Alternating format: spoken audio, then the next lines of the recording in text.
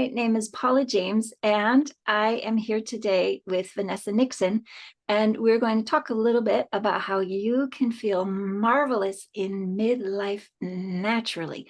Welcome, Vanessa. Can you tell us just a little bit about you and your background? Well, thank you so much, Paula, for having me here to have this conversation. I'm so delighted to share with you. I am a traditional naturopath, and I specialize in helping to empower women to really make the most of this very powerful, potent phase of life during peri, mid, and post menopause.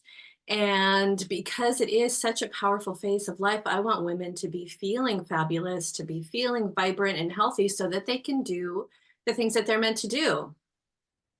Because it makes such a difference if you wake up rested or if you wake up feeling like you didn't sleep at all last night. Exactly, exactly. If we are challenged with, brain fog and insomnia and poor memory and joint pain and fatigue, then how are we going to show up and do our work in the world? Right, right. So it sounds like that list is kind of the answer to my question, which is what are some of the common things that women, especially, but people as they're aging think, oh, this is just what getting older is like, right? Like I just have to accept this lower level of how I feel and then the next lower level. Like what are there any other challenges in that list of people thinking, oh, this is just what the next chapter is like? Absolutely. In fact, I believe there are over 100 perimenopause, menopausal symptoms that have been identified at this point. Wow. And I'm not going to go through the whole list, but I want to speak to the fact that you're right. So many women do enter this phase of life and start feeling these little niggling things that they're like, oh, I'm just going to have to deal with that from now on. And I Right. want women to know that is not the case. Like, we do not have to be challenged and struggling with symptoms that are ever worsening as we get older.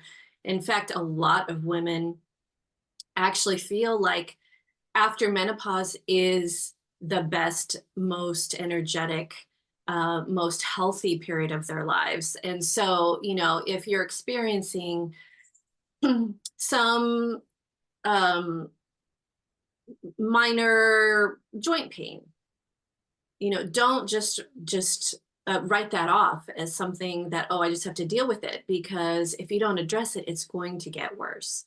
And so we want to be addressing these things. So joint pain or inflammation or metabolic issues, which could look many different ways: weight gain or muscle loss or fluctuating weight, or being able to release weight but not being able to sustain that, blood sugar issues, um, swelling or edema.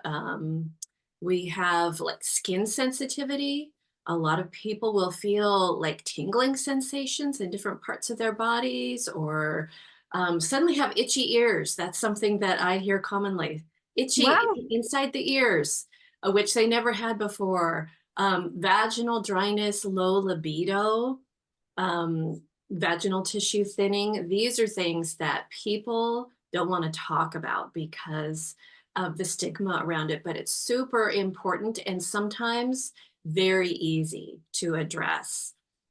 So lots of these things are things that clients have come to me with and we've been able to resolve.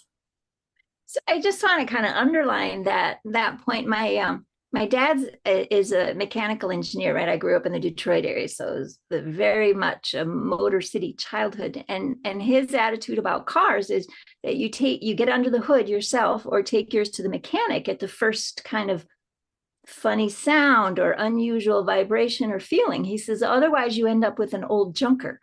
And I think for a lot of people with your body, right, if there start to be little things changing, then it's good to get to somebody like Vanessa who knows a little bit more than you do, who can say, oh, well, what if you make an adjustment here, right? Because Otherwise, those little irritations, well, first of all, they might be signals that something is out of balance that could be addressed. And if it's not addressed, could become really uncomfortable.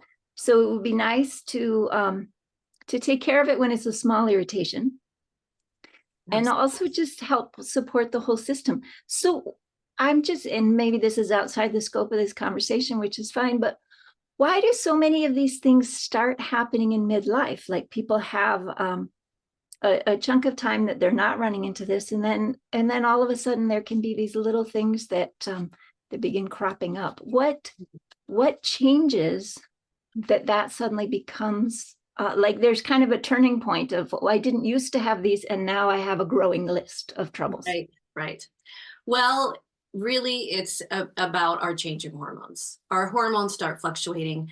And if we think about it, it's not the first time in our lives that we felt this way, because we have a big hormonal transition during puberty.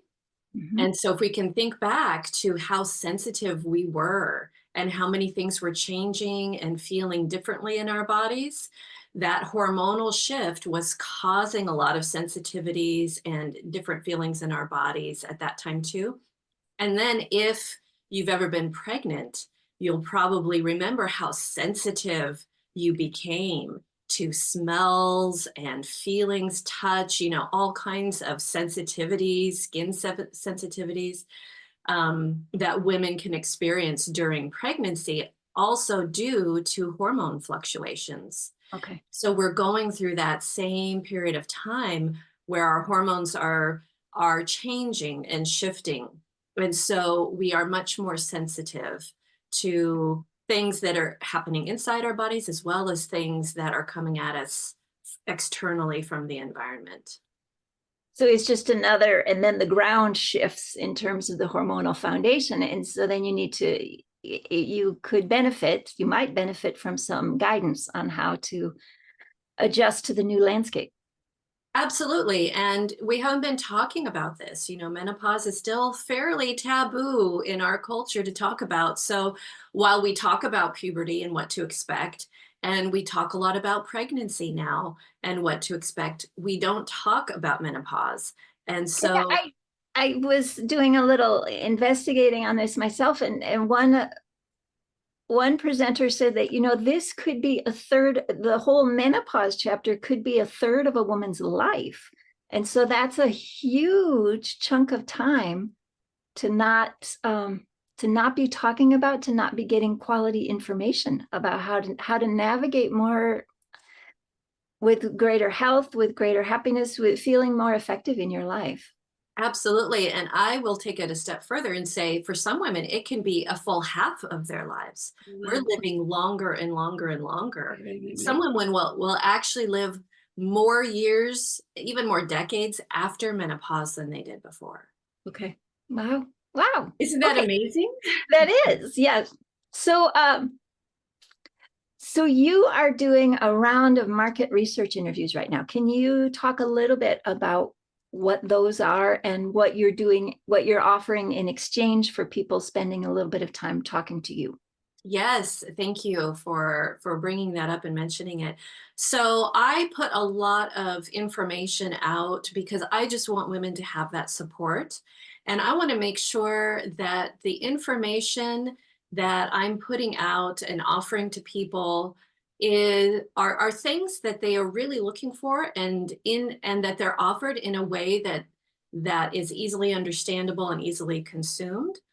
And so I am looking to speak with at least 10 women who are willing to spend, 20 to 30 minutes on a Zoom call with me to answer a few questions that are going to help me in crafting more of my free master classes and workshops and videos and things that I put out there to be more accessible and to really speak to what women are needing right now. And then in exchange, I would like to offer a 30-minute session one-to-one to specifically address what those women are going through in the moment, and be able to give them some guidance and some suggestions to move forward. in exchange for their time. Well, it's so generous of you. Great. So I just want to state the same thing again in slightly different words.